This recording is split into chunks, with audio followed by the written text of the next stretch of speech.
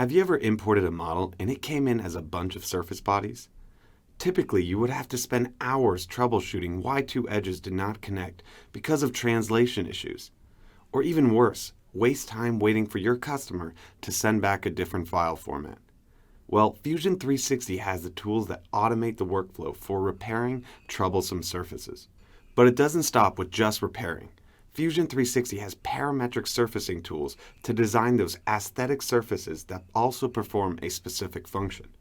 These surfaces are perfect for getting that exact continuity you are looking for, whether that surface is contact, tangent, or curvature continuous to an adjacent surface. Once you are ready to turn your body into a solid, pull out this robust tool.